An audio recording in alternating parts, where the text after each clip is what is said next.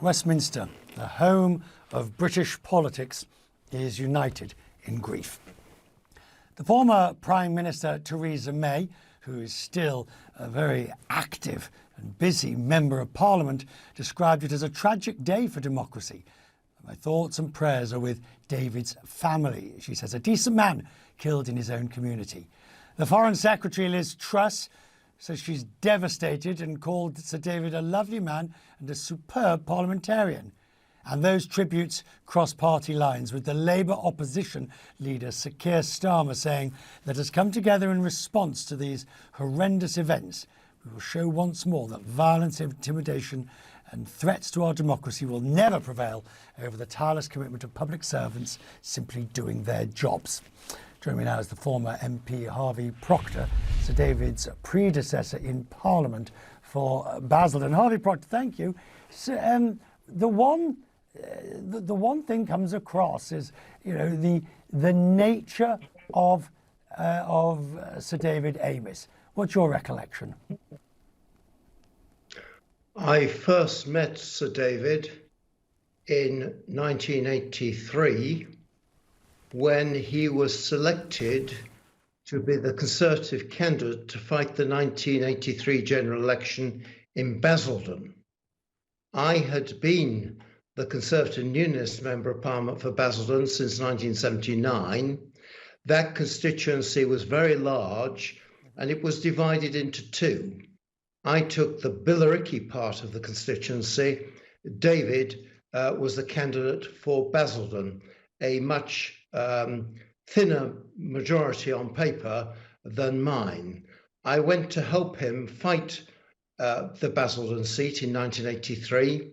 I found him to be incredibly friendly, down to earth, the common man who would represent his constituency and his constituents very well. I continued to remain friendly with him until today. And that friendship, which continued until today, and you had differences of opinion.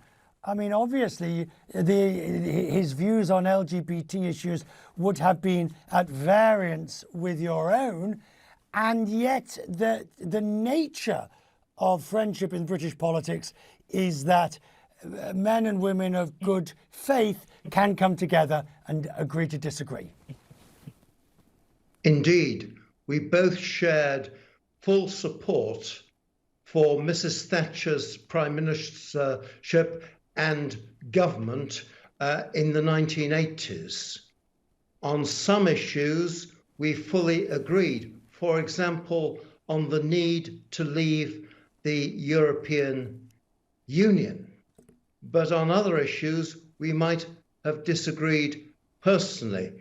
That did not get in the way of our friendship, or, if I may say so, David Amess's personal support for me personally when I was in difficulties. That tells us volumes, doesn't it?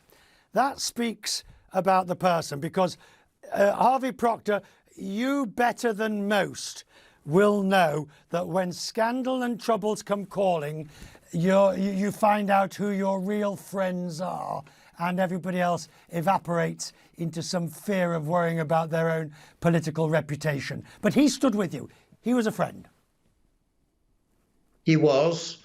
I had the unfortunate position of experiencing not one, but two pretty major scandals in my life.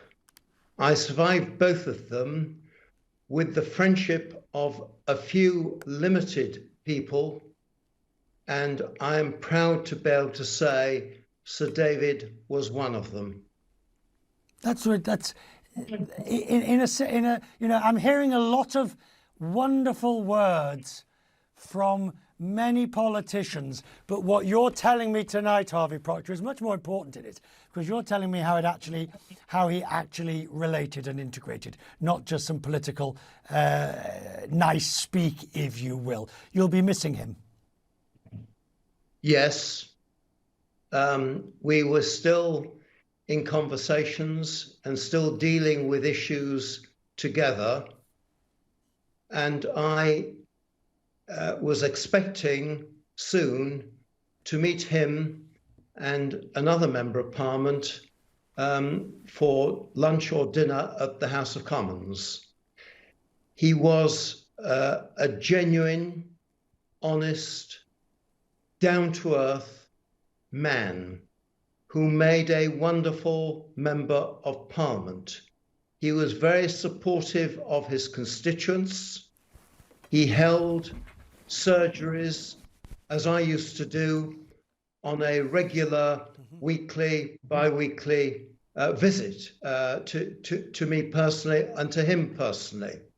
It is a tragedy of the first order that a man who opened himself up to helping people and being available to all his constituents to come and see him in that way should end his life defending and trying to help his constituents. Harvey Proctor, grateful for your time tonight, sir. Thank you.